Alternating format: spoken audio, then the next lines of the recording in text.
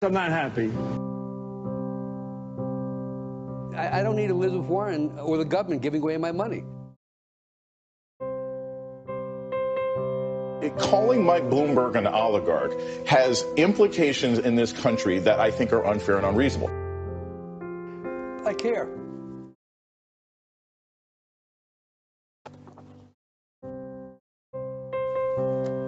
That's it.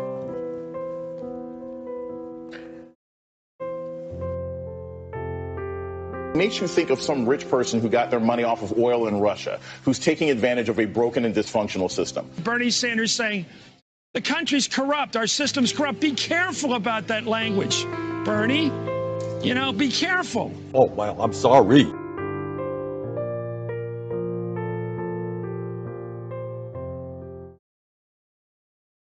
Now witness the firepower of this fully armed and operational battle station. Dumps. Big, massive dumps.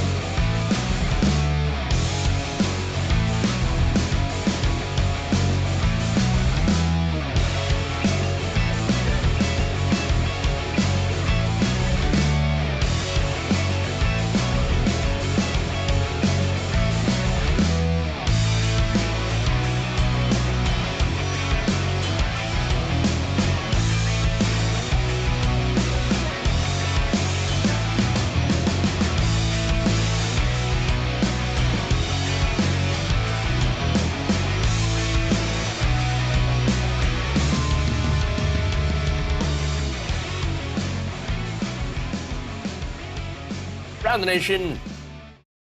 Hey, everybody. Friday. Low Waldorf Nation. Welcome. Go. Got a good show for you all today. So, of course, we're going to have fun. We're going to have disaster. We're going to point out, of course, ridiculous Republican talking points. Mike Pilla's back. Well, so just in case you were missing him. More fun with that. Serious news, too. We have Schoolboards fighting back against Ron DeSantis. We got Mo Brooks, Mo Problems. Song about that. I think that's what Mo Brooks, Mo Problems. Okay, anyway. And then we have some good news for disabled student loan borrowers. And that story is going to be interesting as well. I am not getting in on the Hassan drama because I think it's funny, but also not quite newsworthy. Just, you know, people on social media being weird. Very weird. I don't know if you've heard about that. Apparently, being a socialist means you cannot buy a house. No, you know what? Houses, you're a socialist. You can't buy things. Can't own things. Wait, except for the means of production. You can own that. You can own the means of production, but not actually the things that they produce. That doesn't make any sense. Already diving into that ridiculousness of people criticizing Hassan Piker for getting a house. But you don't understand, Jeff, it's a $3 million house. Yeah, you're really not going to get a whole lot. I mean, yes, you're not going to get a whole lot of house in LA for any less than $1 million. So it's really weird. And it's because the housing market is so fucked. I mean, with somebody like me, right, you can buy a house in Michigan for like a really, really nice house for $300,000. Which I don't have. I couldn't afford it. But like, if you can own a, you know, $300,000 house or a $3 million house and you're not exploiting employees, I mean, that's God bless. Have fun. Like you do. And of course, all right, so this is not going to be a segment. I'm not going to clip it out or anything because I really don't want like to get the clout stuff, right? Because like I see so many people that are trying to clout chase on this one, but I just think it's ridiculous and that people are going after him for that. No, look, if you want to criticize people who, take advantage of other people in order to get rich, that's totally fine. We do that all the time. Jeff Bezos is a great example, okay? But if you're a good, if you're a gateway for leftism, and you're doing a stream and you made money doing it, it reminds me of the Bernie Sanders. He has 3 houses. How can he be a socialist if you have 3 houses? Oh, worst socialist ever. You can't actually own things. No, like, here's the thing. In a socialist system, you can own things and you can actually get fairly wealthy. And what I mean by that is, like, all right, you're in a socialist system. You're owning, you and your fellow worker owners own the means of production, and your company makes something that's really popular. All right. And it sells really well because the people have money, and they're able to use their money to buy the things that they want. And again, all the stuff is, and you've got a pretty generous welfare system, and high taxes to go along with that. But generally, people have enough spending money and comfortable enough lives. They go and buy some things that this company makes, and it gets really popular. The company gets really big. There's a lot of revenue, and even after you share the revenue with the rest of your worker owners, you still get a lot of money from that. And so you decide to buy something nice. There's nothing wrong with that. That just means a socialist system does not mean everybody gets to be poor. It means that everybody can have money and have nice things. That's what that is. It's ridiculous, because I'm seeing the even so-called, either they're shit posting or whatever, but I am seeing, like, the leftist discourse around this. Some of the leftists, not all of it, of course, that are, like, using conservative framing. That, oh, no, like, being poor, not owning nice things or not having nice things, that's a true mark of a leftist. And so if you buy a nice house, then you're not a good leftist. And I think that's kind of ridiculous. Even so, the disparities in mortgages and rents in places like LA and New York are so out of bounds for, like, the rest of the country. Most of the country is like, we look at $1 million, like, holy shit, $1 million. But in LA, again, that's like a starting point. The starting point. So it's real weird, the whole discourse around this. And by the way, I got into it on Twitter just because I wanted to shit post. I actually did pretty good. It was just me doing the meme here. Just a fun. Why don't I show you that? Yeah, just cause. Just cause.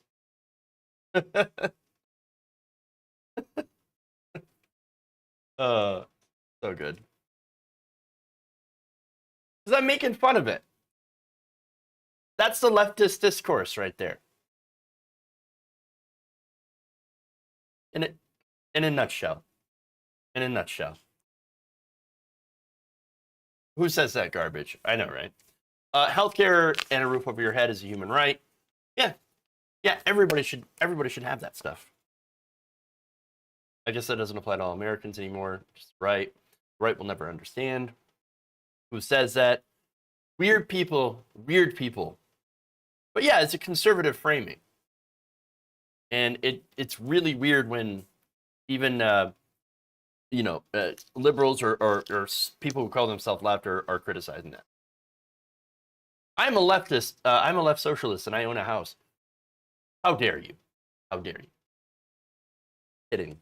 The whole thing's ridiculous. All right. That said, we do have some stories here. We have important stuff. I just wanted to talk about that because it's Friday. And why not? TGIF. Been a week. Let's start out with Mike Pillow.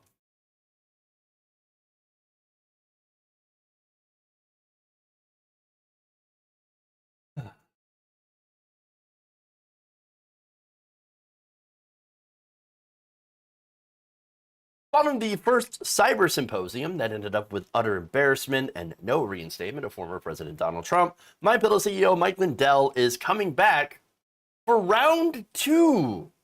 And that means it's time for another episode of Pillow Talk. God gave me this platform. I already know I'm going to win. China did our vote. Biden and Harris would say, hey, we're here to protect the country, and resign. Mike Lindell's a conspiracy. But you haven't. Just forget about the evidence. This was attacked. So earlier this week, One American News Network, or whatever, hosted Mike Pillow for a friendly chat after his embarrassing and ham-fisted 3-day cyber symposium, of which, by the way, OAN aired over 30 hours live. 30 hours. Wow. Speaking on Friday, Lindell, during that program, said he was going to look into doing a second symposium. Watch. We're bringing all the evidence that'll end up going to the Supreme Court. But for now, I'm actually looking at the next thing, next symposium we'll have in maybe about 6 to 7 weeks. But it'll be different. We're going to take now that we had all the legislators there. By the way, we had it from all 50 states. And they brought up all kinds of things with the Dominion, with the machines and the election fraud. So all of these states now, like we had that Tina Peters, she was there in Colorado. So we're going to be reaching out to everyone, and they're all going to be getting engaged with their state attorney generals and secretary of states. And we want audits across all 50 states. So this really made awareness for everybody and for the magnitude of this election, the fraud. And each state is on their own, and where each state, they can do their own audits and they can pull down the electors. There's no statute of limitations on fraud in our country with an election. Every official in history in the United States, every elected politician, where they found out later that fraud was committed, the one that won gets put back in immediately. So there's a lot of paths. We've had a lot of lawyers look at everything, and we're going to keep putting out there what the best path. But we're going to put on, we're not going to give up on one path because this path is going slower. We just keep going, even though I believe it'll be this fall. I'm hoping September. I mean, the earlier the better because of what's going on out there.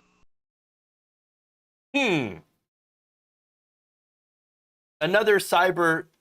Well, okay. So some of you in the chat.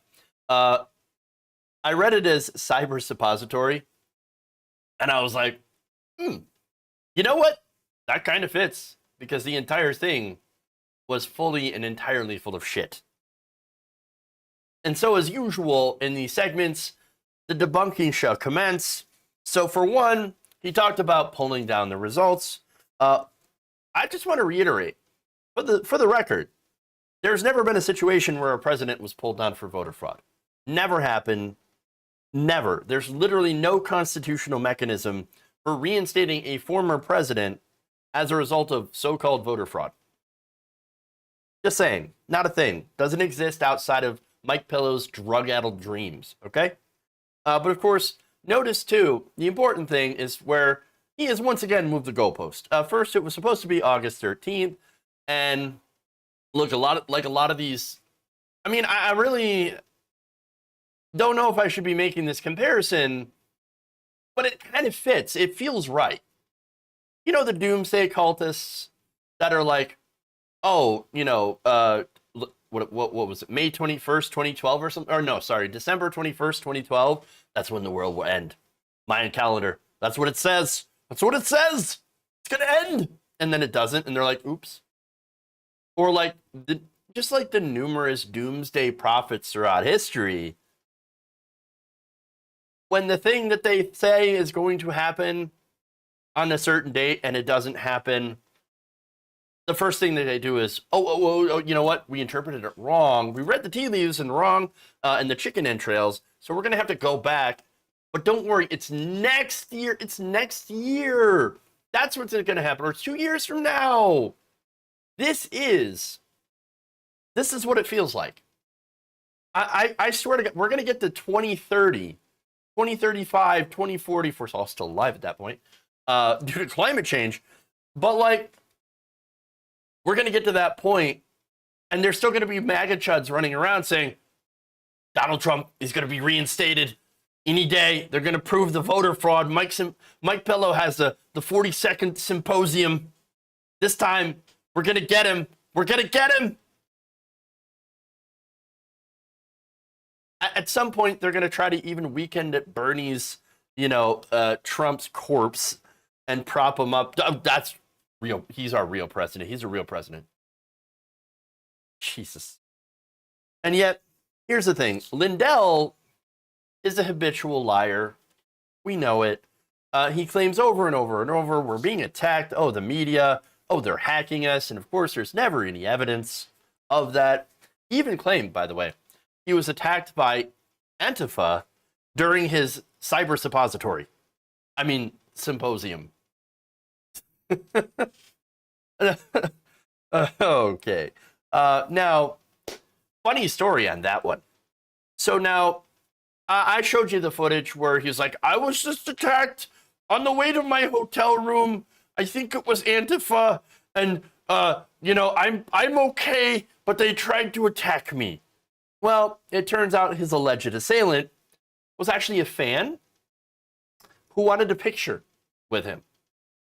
And Lindell said that while the two took a selfie together, the man decided to poke him in the ribs.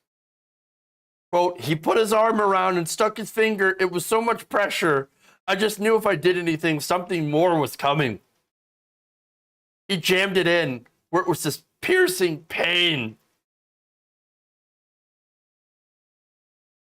Bitch.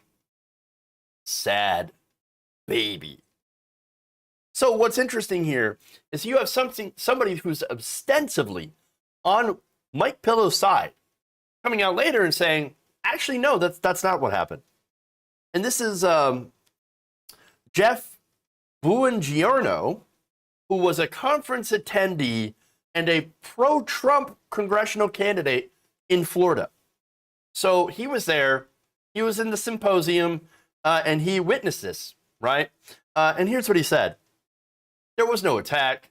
It was a quote-unquote, a nothing burger. He said that he saw Lindell walk into the elevator after the photo was taken, and that he did not appear to be in any pain. It is a glass elevator, by the way. Lindell told the Associated Press that the poke caused him to, quote, double over in pain, and that he's personally investigating how the fan could have shoved an object between his ribs. Now, apparently there was some alleged yellow object, which turned out to be a tangerine. This is according to Salon reporter Zachary Patrizio, who echoed witnesses. So there's a bunch of people that are like, yeah, he poked him in the ribs with a tangerine. Plus, as Buongiorno tweeted, quote, those elevators are glass, and witnesses saw Lindell go up to the 6th floor. There was no doubling over. There was no, again, constant victimhood. You want to talk about victimhood mentality? This is the best example of it.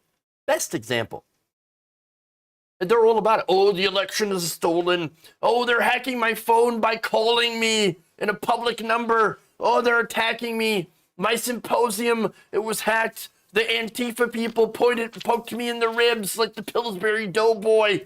Oh, look, he even said that it was one of the worst attacks he'd ever experienced. Get out of here. Whiny, sad, pathetic little snowflake. Oh, everybody's after me. Oh, everybody's after me. But here's the thing, right? So modern conservative politics, as I pointed out plenty of times, it's white grievance. That's all it is.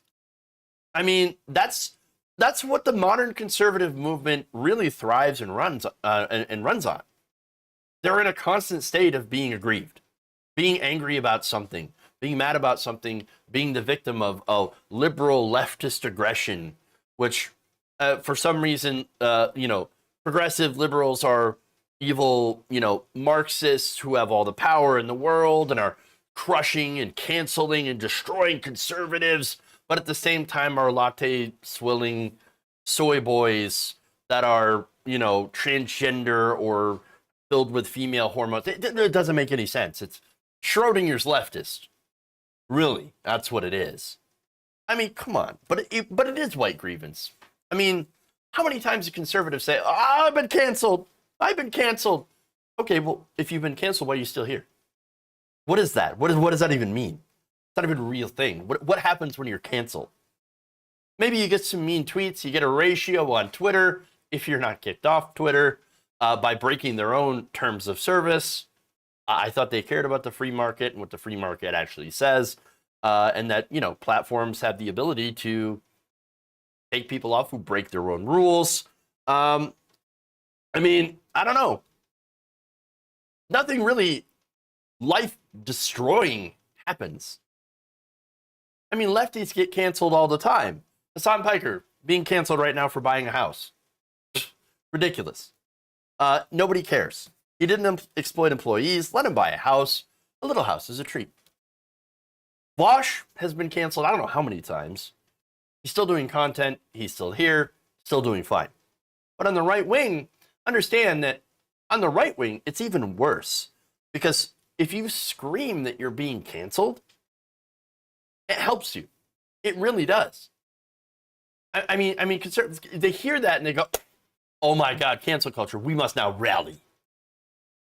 You know why? It's because it's all about playing the victim. It's a really, really good grift. It's such a good grift.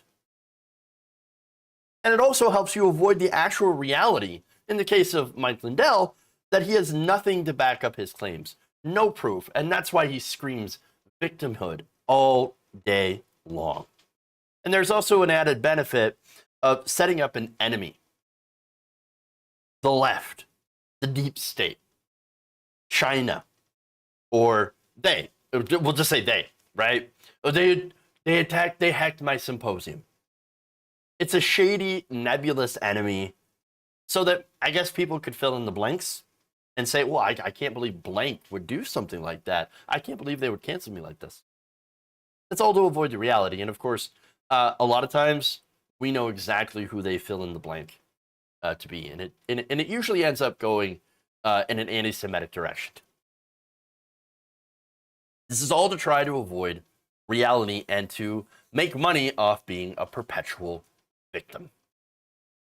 That's who these people are. Mike Lindell contributes an excess amount of carbon emissions. In other words, he's a gas bag. True.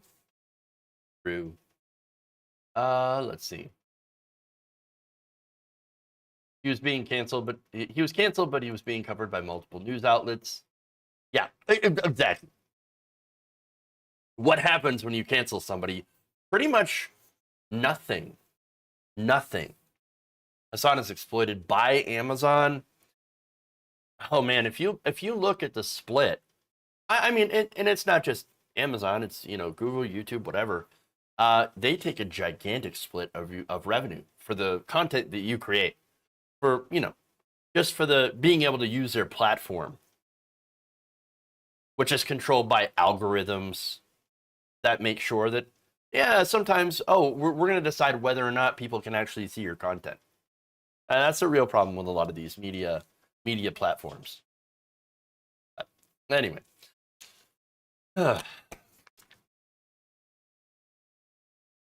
Mike Pillow knows all about being canceled.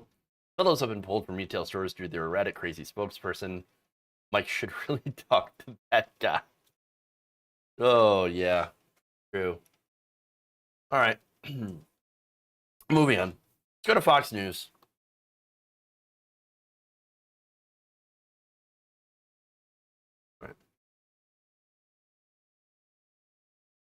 On Thursday morning, a man later identified as Floyd Reid Roseberry ended up having a 5-hour standoff with police in Washington, D.C. So this guy sat in his pickup truck, and he claimed to have a bomb. He claimed that other people spread throughout the city had bombs, and that, if they didn't acquiesce to his demands, that he was going to set him off.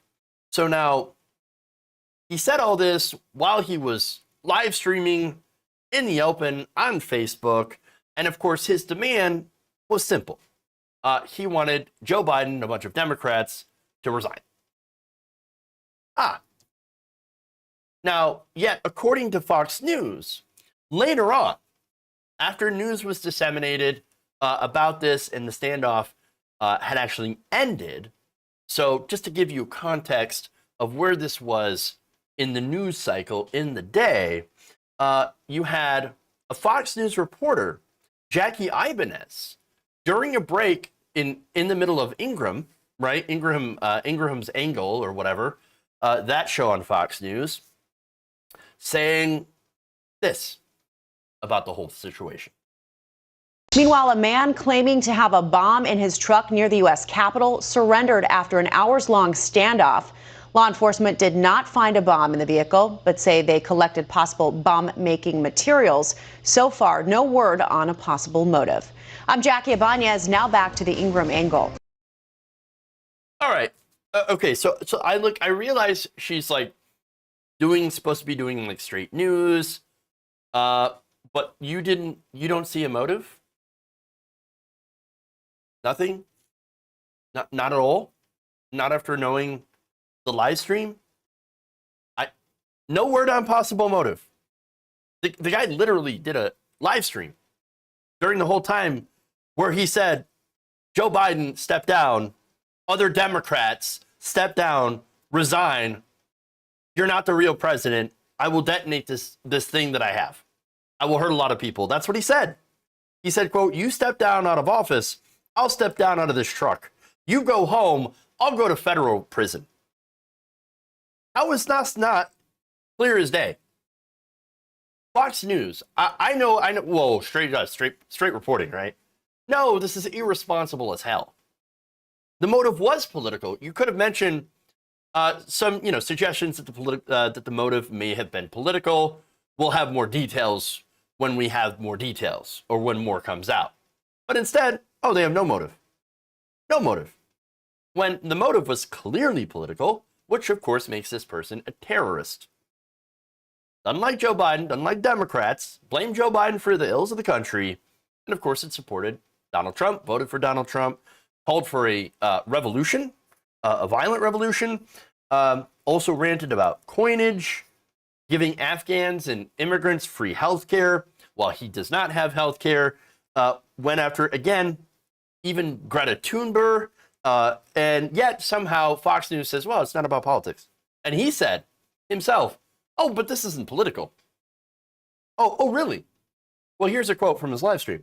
I don't care if Donald Trump ever becomes president again. I think y'all Democrats need to step down. Y'all need to understand people don't want you there. I got picked by the American effing people to come up here and take a stand. I got chose for the job, unlike you. So understand that's political motive because he's referencing the big lie. The big lie, of course, is that Joe Biden stole the election from Donald Trump. That's not true. But if you listen to conservative media, if you're aware, look, there's a reason Fox News, OAN, Newsmax are all getting sued by Dominion as well as Smartmatic, makers of these voting machines, okay, and the software. OAN, Fox News, The Pillow Guy, Newsmax, Donald Trump, they all spread this big lie that those machines, thanks to China or the ghost of Hugo Chavez or Italy for some reason or Venezuela, Vuvuzela, it doesn't matter, right? Insert person you hate here, and that's who stole the election. But yet they can't seem to figure out a motive over on Fox News. It's really weird. Really weird. So let me give you more details into his possible political motivations. And let's see where we end up, right? Because, and this is to kind of get ahead of where a right-winger is going to inevitably call him either a CIA plant or Antifa. Because it's going to happen. Here's what he believes in politically. All right. So let me just show you some of his Facebook likes. All right. Okay. White Lives Matter. Look at that. I can't tell what side he's on. U.S. Patriot News. American immigration reform. Okay. Defense of freedom. A couple of those views. All right. And there's more. Some of his posts include a regular array of right-wing white nationalist talking points that include anger of transgender people being allowed into the military. So you got some anti-trans views there. You'll references to black on black and black on white crime. That's something Tucker Carlson has talked a lot about on his show. Views, of course, that are anti-mask and general anti-Democratic Party or anti-liberal or leftist sentiments. But you can't find a motive for any of this, can you, Fox News? That's super weird. Very strange. Very strange. Yes. But one more thing to add. So the man had some valid complaints of the American healthcare system. Now, this is interesting. So now Emily Gorchensky points this out in a Twitter thread by saying that the grievances of these right-wing militants sometimes have a grounding in reality. In this case, healthcare coverage denial. But they often mix this with ridiculous conspiracy theories, and that is something to remember. Now, the irony again of that entire thing is that the man is against socialism or leftists or Democrats who would try to get healthcare, to try to get people like him healthcare or health insurance. But that gets to the greater point of why Fox News can't seem to locate a motive when it's literally right in front of their faces. It's because they don't want to admit that their rhetoric, their programming, had a part in radicalizing this guy. Everything he talked about were literal talking points you would see in conservative media. And that, well, that might be embarrassing. I mean, already you have people being looked into, people like Mo Brooks, for example, being looked, and Donald Trump, Rudy Giuliani as well. They're being looked into for, maybe having a hand in radicalizing some of these people, like, for example, on January 6th, and inciting them to violence. Conservative media. But if they did that, if they had any sort of self-reflection, then they'd have to admit that, our rhetoric actually made someone become a right-wing terrorist. And by the way, that's where most of the terrorism comes from, the vast majority, the far right. They have an extremist problem over in the Republican Party, over on conservatives, and they continue to push rhetoric and conspiracies that spur people like this, who do have clear issues and even some valid critiques of the system, into becoming near right-wing martyrs and doing violence.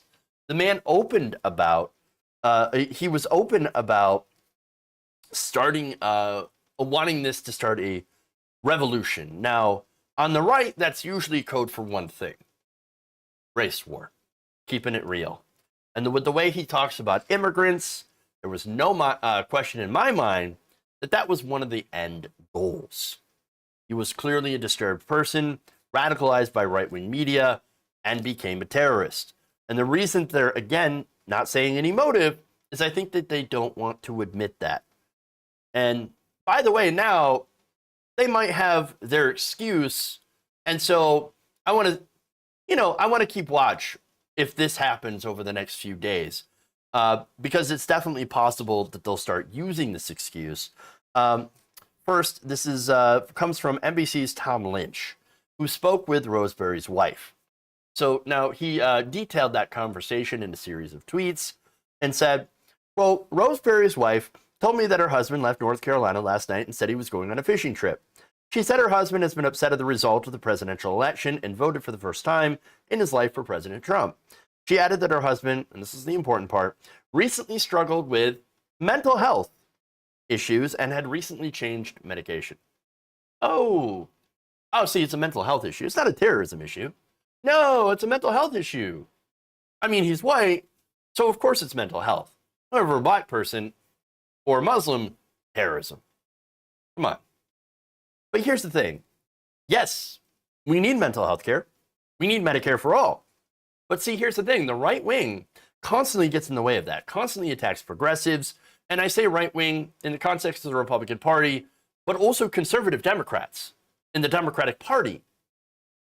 They constantly get in the way of socialized medicine, which ironically could have helped this man and his family. And by the way, the right wing also attacks the most powerless, marginalized people in this country, immigrants, LGBTQ folks, and more. And so that is right wing propaganda. It taking powerless people and using them to turn them against the very people that might actually want to help them. And that's really the biggest tragedy of the entire right-wing disinformation bullshit machine that is media.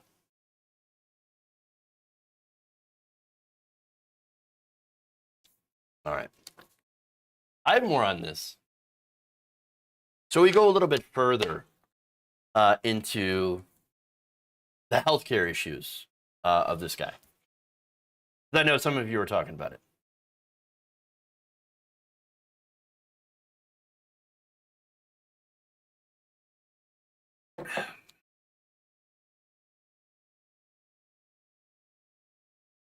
Just hours after Floyd Ray Roseberry was taken into custody, Republican Representative Mo Brooks let me just start that again because I can't talk today.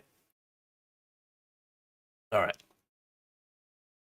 Just hours after Floyd Ray Roseberry was taken into custody by police, Republican Mo Brooks released an incredibly brain-dead statement sympathizing with the guy who nearly set off a bomb in Capitol Hill. Here's what he said. Quote, although this terrorist motivation is not yet publicly known, oh, he actually said terrorist for once. Oh, that's interesting. And generally speaking, I understand citizenry anger directed at dictatorial socialism and its threat to liberty, freedom, and the very fabric of American society. Socialism.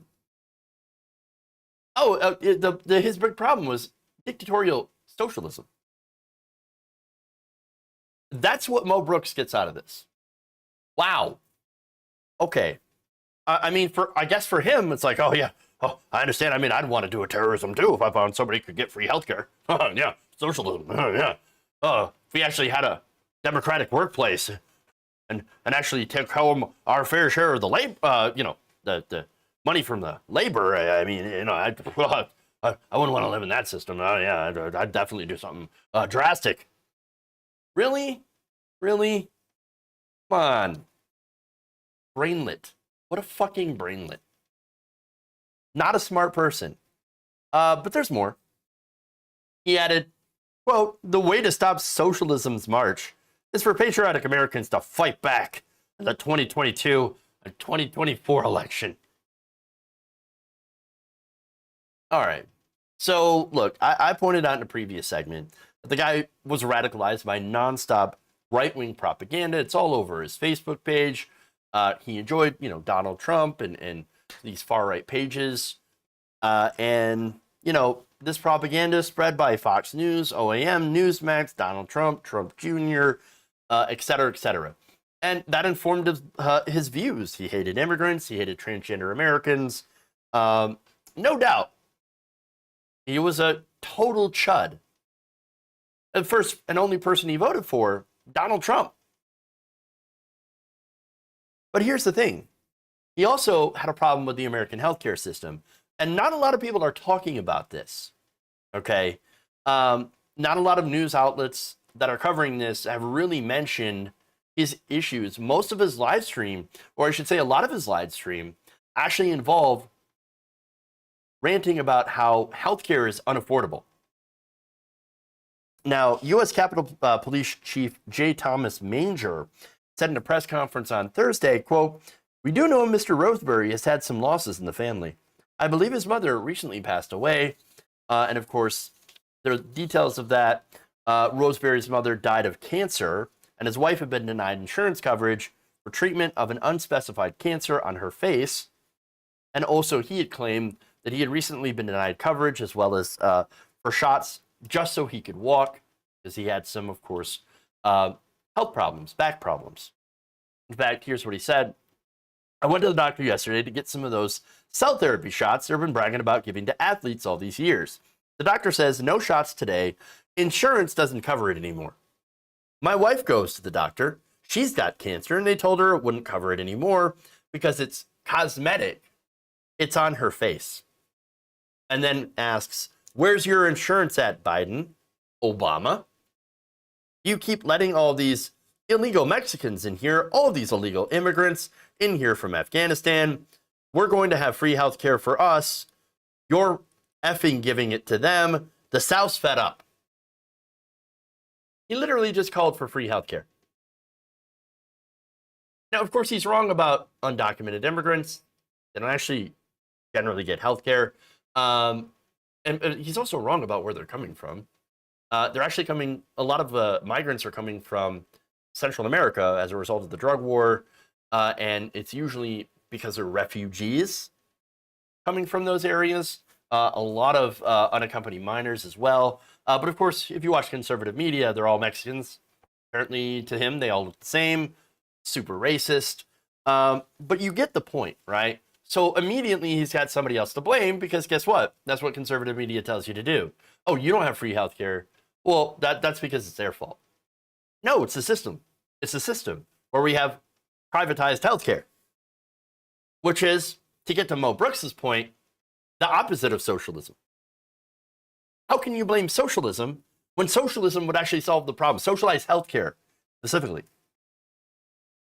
So now going back to Emler Gorkensky here, who added in an excellent Twitter thread, the grievances of these right-wing militants sometimes have a grounding in reality, e.g. healthcare coverage denial, but they often mix this with ridiculous conspiracy theories, for example, Pizzagate. And so that's what you get in the right wing, right? And so, yes, there are people with significant problems, being denied coverage for insurance, going through bankruptcy, as this man had, money problems. And what the right wing does is they take those legitimate issues that people are brought to the brink of despair and they demagogue about them. And they say, well, it's not your fault, which I don't, that's not his fault for being, denied insurance. That's the insurance company. But then he says, but then they say it's not the system's fault either. It's the immigrants. It's Joe Biden. It's the Democrats. And it's socialism. No, it's not. It's not. And so that's part of what happened here. All right. And it's very ironic to decry socialism or socialized healthcare and then blame Obama and Biden, when in reality, of course, it's conservatives that are largely to blame for the lack of healthcare. Roseberry State, home state of North Carolina, is one of the dozen states with Republican-controlled legislatures that have not yet adopted expanded Medicaid eligibility granted by the ACA under the Obama-Biden administration. In states that have adopted the expansion, the law allows households to qualify for Medicaid coverage if their income is below 133% of the poverty level, roughly $35,000 a year for a family of four. Roseberry was registered as a Republican when he voted in 2016 and 2020, according to a public record search, and that same record actually showed that he had no significant property assets, but a history of financial troubles. Court records showed that he filed for Chapter 13 bankruptcy back in 1998, which establishes a payment plan for unpaid debt, and then Chapter 7 bankruptcy in 2000. Chapter 7 allows a trustee to sell off whatever assets are available to pay off creditors. His most recent employment was listed as an assistant supervisor at a women's apparel manufacturer. So this guy is not doing well financially. And guess what? A little bit of socialism would have actually helped this person. Now, again, Biden and Obama, let's be clear, they're not socialists. They're not really leftists at all. They don't agree with socialized healthcare, medicine. They don't believe in Medicare for all. And so they believe in private solutions. The Affordable Care Act is private insurance. The public option still relies largely on private insurers, but just adding in the ability for people to buy into Medicare. And so Medicare for all, single payer, that would ensure that everybody is covered regardless of how much money they have. That is the correct way to go, the correct way to solve these problems. So it is really weird to blame this entire thing on quote unquote socialism, which again, that's just democratization of the workplace. That is workers owning the means of production. And so what you have instead of, this top-down hierarchy in the workplace where a boss decides how much your labor is worth and then pays you according to that and then takes the rest for himself, or takes the rest, a big cut, sends it to the shareholders or reinvests some of that into the company. But they get to decide that at the very top. That's the model that we have now, which is incredibly dictatorial. With socialism, it's everybody, all the workers gets together and they have a quorum and they make the decisions of how much share of the profits of the labor will go to them and how much will be reinvested back into their own business to make that business a little bit better. And so that's socialism, owning the means of production. And by the way, what might be interesting is maybe a hybrid model. And I was kind of thinking about this earlier. So if you have, not to get off in too big of a tangent here, but have a system where you have, again, worker owners, but you still have a limited role for investors. Whereas the worker owners say, okay, we're going to come together and we're going to vote to see how much, if you invest in our business, how much of a return on investment we'll grant to you for investing in this business. And again, I don't see how those things could be mutually exclusive in an actual socialist system. But that would be an interesting idea as well. So anyway, that said, we could use a little bit more of that because right now it's big corporations and privatization that leads to a lot of these problems with lack of access to healthcare itself because they don't have insurance. They can't get the healthcare that they need and that they should have for being alive. Again, healthcare is a human right. One more thing here. Okay. So now I think that people like Mo Brooks were much more of a motivating factor for this person's attempt at a terror attack. That ended up being pretty ham-fisted. As historian Kevin Cruz commented on Twitter, quote, "It seems like Roseberry was motivated by the irresponsible idiots who keep insisting that the 2020 election was rigged. Hey, do you know anyone who might fit that description?" Interesting. Now, Brooks, of course, had been spreading around the big lie that Joe Biden had lost the 2020 election and only won as a result of voter fraud. And so that is something that Roseberry echoed in some of his rantings as well. Later on, Mo Brooks, while wearing a bulletproof vest for some odd reason, what was he expecting? Violence? Very strange. But he gave a speech to the crowd at the Stop the Steal rally on January 6th that preceded the Capitol insurrection attempt, in which he directed Donald Trump supporters to, quote, "start taking down names and kicking ass." Now being looked into incitement. But no, as far as Mo Brooks is concerned, he says, nothing to see here. No. It's all the socialism's fault. Yes, that's it. That's the ticket. Please don't ever look at me. Don't look at my rhetoric. Evil socialism.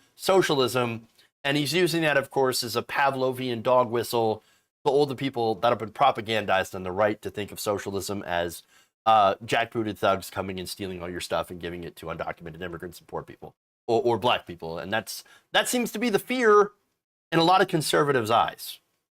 But it's not anywhere near the truth.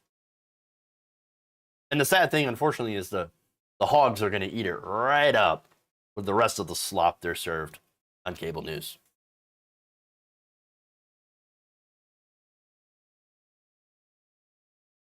All right. Speaking of an actual revolt that is good, let's do the next story.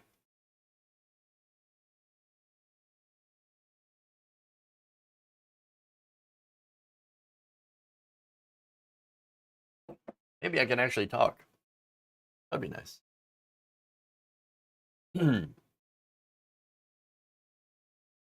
Florida Governor Ron DeSantis is getting some pushback over his ban of school mask mandates. Now, let's be clear, he's not actually banning masks, but he is banning the school, preventing them from actually enforcing and putting out mask mandates for children under 12.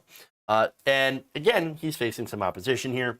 On Wednesday, 3 Florida County school boards voted to require nearly all of their students to wear masks in school, bringing the total to now at least 5 school boards having mask mandates that will openly defy an order from Republican Governor Ron DeSantis. Now, this is happening in some of the most populous areas of the state.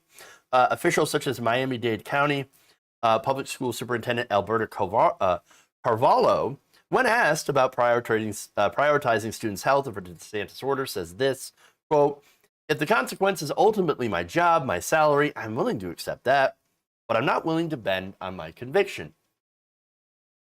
So that's interesting. So this person's like, no, I think that kids should wear the masks to protect themselves and the teachers and staff and faculty from COVID-19, especially since kids under 12 cannot, and I repeat, cannot be vaccinated currently.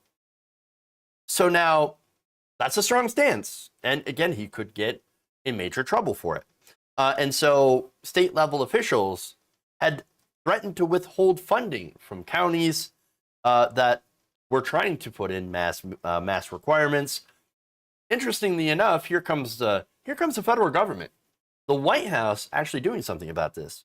So that's interesting.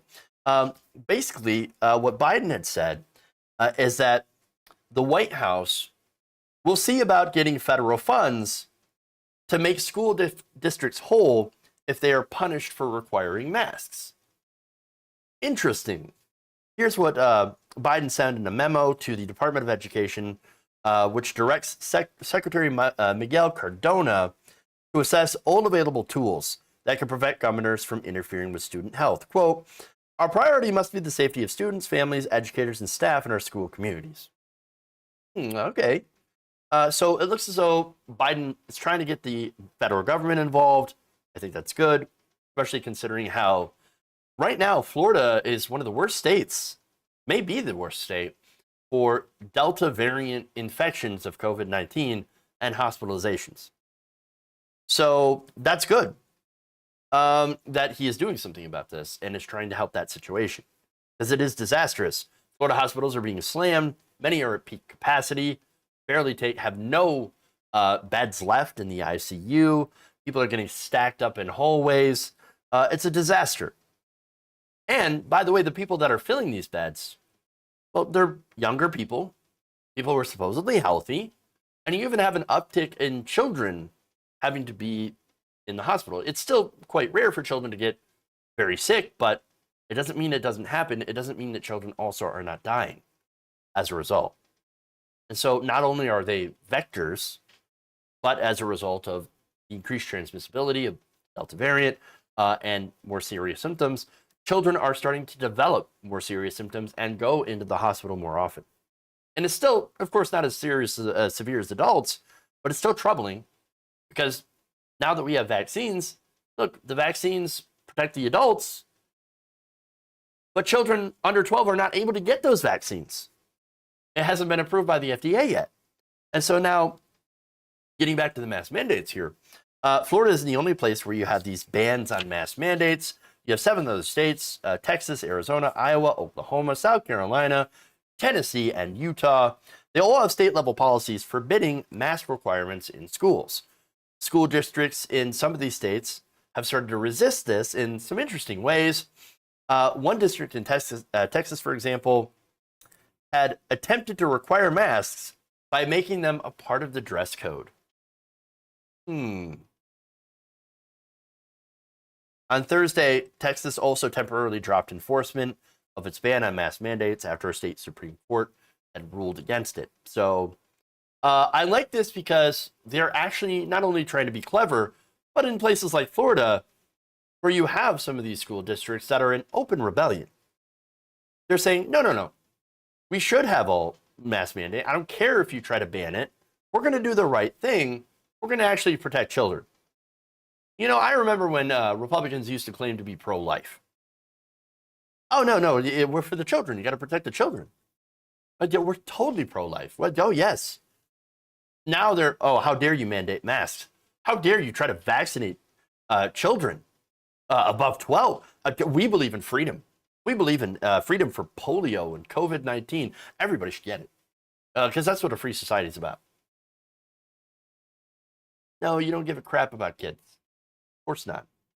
No, for this, look, I think this is political, because of course it is. There's a lot of dum-dums on the right that are anti-vax, anti-mask. And so these politicians, like Ron DeSantis, that have future political aspirations, well, they look at that and they think, I don't really give a damn about my constituents.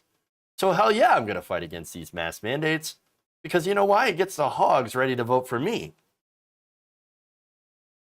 Ron DeSantis, there's a lot of talk about him running in 2024 for president. I don't know for sure. A lot of that, again, how many rumors do we hear about people running, wanting to run for president, and then it turns out that they actually don't, or they try to run again for a different office, or whatever. But here's the thing. Whenever, at least there's even talk about Republicans trying to achieve either higher office or to beat back a primary opponent, like what's happening in Texas, or if they are the primary opponent, they enter into what I like to call a dumb-off.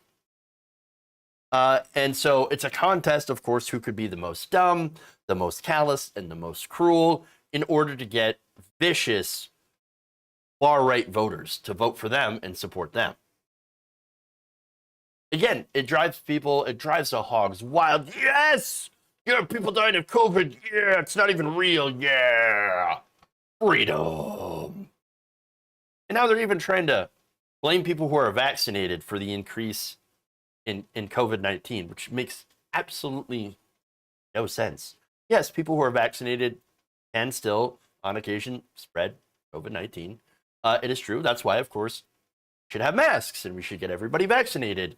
And until, of course, those numbers fall, we should all, especially in, like I said, in areas of really high transmissibility, community spread, mask up, even if we are vaccinated.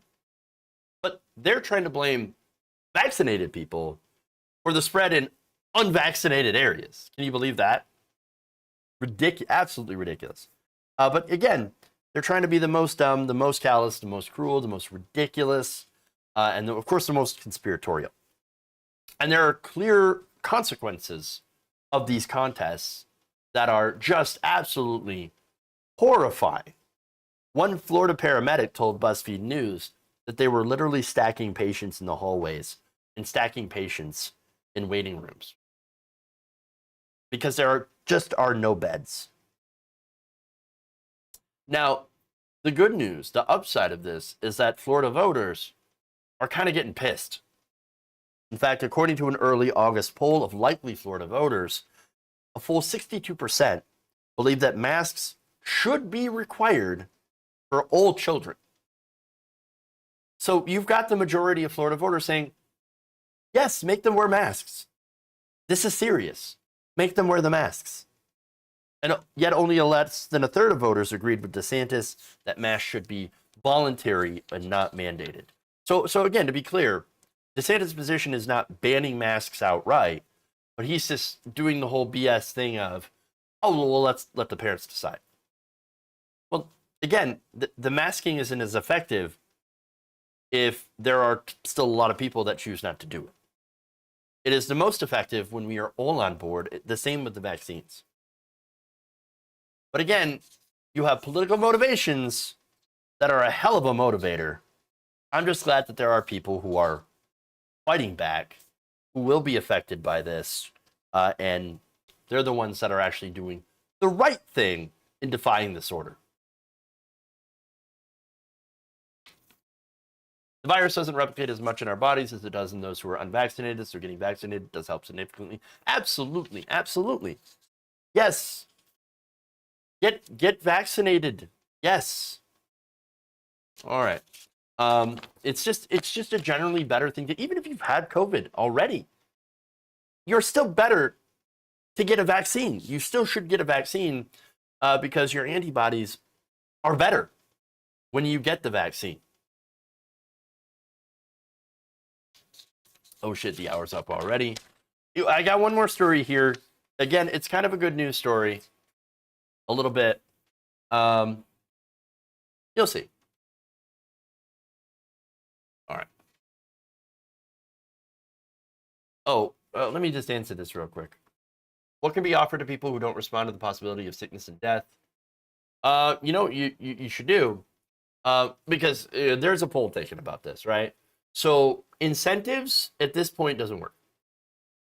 I mean, you know, my state itself, for example, and a lot of other states are like, whoa, get $100. Get vaccinated, get $100.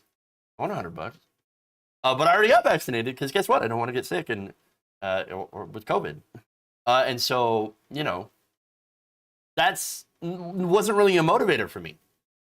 What motivated people the most, according to the polls, according to polling, is actually denying people the ability to go into places like gyms, bars. The most effective way is to prevent people who are unvaccinated from flying. That's it. You put a mandate on, okay, if you want to fly, you want to get on a plane, well, you need a vaccine passport. Oh, I said the horrible words. I said the wrong thing, right? Yes, the mandate in that way, it's the most effective. I think it was something like 44% of people, of respondents, said that would be the biggest motivating factor. I don't quite remember how the poll was structured, but that was the most effective way of getting people to go and consider getting a vaccination. But right now, what we have is, interestingly enough, the other way of, you know, getting people to be vaccinated is them ending up getting COVID.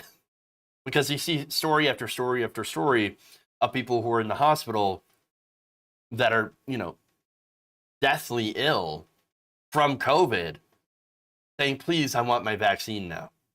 Well, it's a little too late, man. Too little too late. So we should do that, you know, do something. Mandate. I think it's time. I think it's time for mandates. How's that going to stop people from going by boat? Then do it for the boats. Yeah, it's not a hard question. That's just a good example. All right. Anyway. One more here.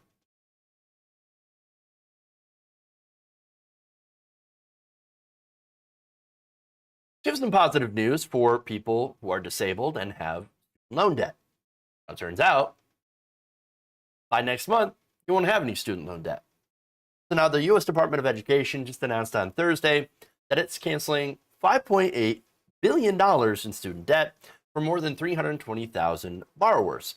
Now, this debt forgiveness, which will go to borrowers with a total and permanent disability, will be automatically granted using data already available to Social Security. And it will begin in September. So the Education Department said it also plans to stop asking borrowers to continue sharing earnings data that they after they receive that relief. So you're done with it. Like, that's it. If you're permanently disabled and have student loans, they're gone. $5.8 billion. Now, U.S. Secretary of Education Miguel Cardona said this in a statement, quote, "We've heard loud and clear from borrowers with disabilities and advocates about the need for this change, and we're excited to follow through on it. This change reduces red tape with the aim of making processes as simple as possible for borrowers who need support." Now, the Education Department of the Biden administration has also canceled student debt for people who had attended for-profit schools. And so far, right now, for everybody else, there is a pause on student loan repayment until, I believe, January. Look, so this is a positive step. People on disability obviously needed this change. There's no way they could pay student loans back being disabled and on Social Security. Are you kidding me? But that's unfortunately what happened to the hundreds of thousands of Americans that were on disability beforehand. Because if you defaulted on student loans before this change, the government would be able to garnish your Social Security payments as a form of repayment. So now with this change, they can't take your disability. Now that said, retirees, people who are on Social Security retirement, they are still affected. And this is allowed by the Debt Collection Improvement Act of 1996, in which the government allowed for the garnishment of Social Security benefits, but it set a limit on how much can be offset. So how much? Well, per the act, the government can't take more than 15% of your Social Security payments, nor can it leave you with less than $750 in monthly benefits. So understand that if somebody lives on Social Security, I mean, and that being their sole income, by the way, that 15%, it's not very much. You can't live on that. Or $750? Again, that's an annual income. Put it in real numbers, right? As far as yearly annual payments. How much do you make off Social Security retirement for a year if you're getting $750? It's an annual income of around just $9,000. That's not anything. Barely anything. But there's more. According to data from the Government Accountability Office, around 114,000 borrowers aged 15 and above had their Social Security payments garnished in 2015. Population of people aged 50 to 64 in this situation increased by 407% from 2002 to 2015 and increased 540% for those aged 65 or older. So understand, this is how insane school prices have gotten. This is how bad the situation has become. People who are retiring still owe on their student loans. Still were not able to pay them off in 30 or so years. And of course, there were older people, and we saw this a lot, during the financial crash of 2008. A lot of people, older people, who lost their jobs as a result of that, going back to school in order to try to get back into the workforce with a new skill, a better skill, or something like that. And a lot of times they just ended up with much, much more debt. And so that's disastrous. That said, people on disability, well, they do get to escape that debt, and that's good. But retirees still have to pay that back, and as well as everyone else. At the start of 2021, there's around 45 million Americans that owed an estimated $1.64 trillion in student loan debt. So understand, when you put that into context, $5.8 billion, barely a drop in the bucket. It's a drop in a pool. And so, and by the way, that was at the beginning of the year. Now, that number is around 1.8 trillion. You see where I'm going with this, right? There's only one real solution to this. You have to cancel all the student debt. So now, Joe Biden, he's already shown that he's able to do this. He just canceled $5.8 billion in student loan debt. He could cancel the rest.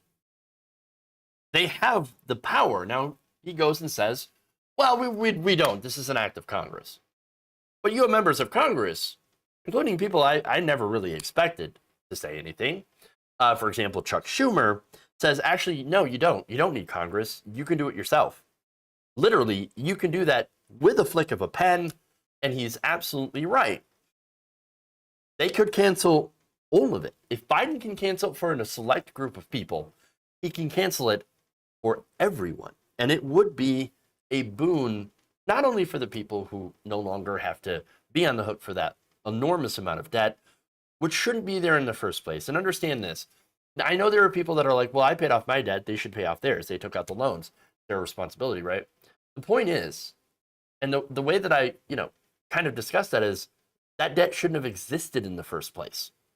Education should not cost money. It just shouldn't. Higher education, which is necessary for a lot of advanced fields, And really, you know, a lot of the jobs of today require a post-secondary education. You have to get that. And it shouldn't be, you know, cost should not be a barrier. Because who ends up bearing this, you know, bearing this cost the most? It ends up being primarily communities of color, which actually have the biggest share of student loan debts and defaults out of everyone.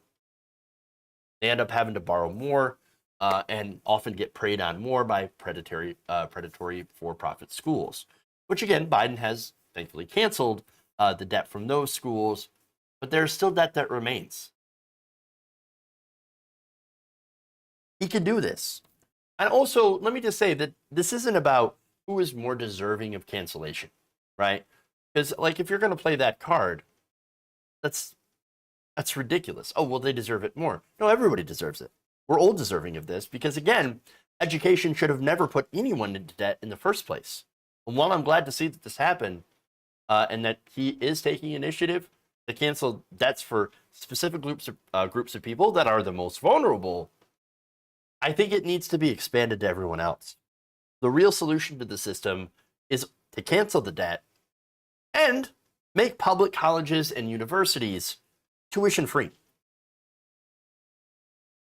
That's the real goal here. And look, one more thing: the American Families Plan, Biden's one of Biden's policy, you know, goals to get passed through Congress, does seek to make two-year community colleges tuition free, and that's a good start. But I think that we should go the whole way and do the job right, and do the job right now. Cancel all the student debt and try to push a bill through Congress, whether it has to be through reconciliation or not, that will make tuition colleges, public colleges and universities tuition free. That is the right policy. It's the right thing. And by the way, it's something that he would be remembered for, much more than his so-called Saigon moment.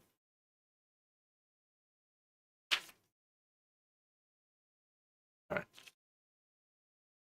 That's it. That's all I got. The banks would go nuts if he did that. Yeah, I know, but fuck the banks.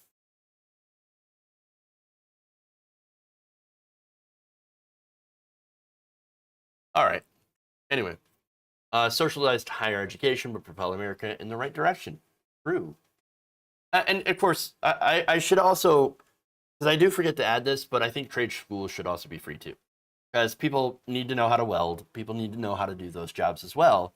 And there's no reason those people should go into debt too for something this country needs. So, all right. That said, that's all I've got for you all today. Let me see who we should or can raid into. Oh, by the way, I also need to, of course, give some thanks to those who donated here in the super chats before I go. That up here, because I always forget. All right, so let's see. I read the one from Gabby Mathis, so thank you. DG says, I'm leftist and have a mortgage. Why? Because of my union. I live better and work union. ILW Local 13. Yes, we need unions. 100%. Love your dragon t-shirt. When are you back on TYT? I don't know. They'll have to reach out. But I would love to be back. That'd be fun. Dr. Zippy McScoots asks, why didn't Ray Roseberry take responsibility for his own situation and pull himself up by his own bootstraps? Oh, good question. Very good question. Conservatives. Bootstraps. All right. So, let's, Ali Asher also, thank you for the 10 bits. I appreciate that on Twitch. Thank you all to my Twitch audience. All right. Let's raid in here. We're going to do, let's do a TYT raid into Galaxy Brain. So, all right, everybody. Thank you. Love you all. And remember, change begins with you. Have a great weekend. See you back here on Monday.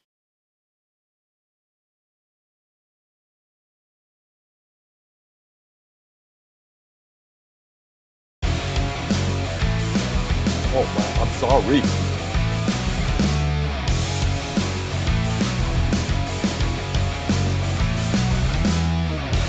Give me a break.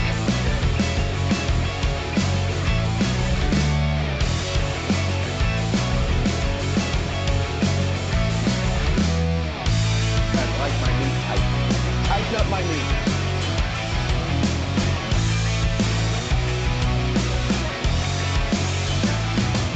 Mike Bounds.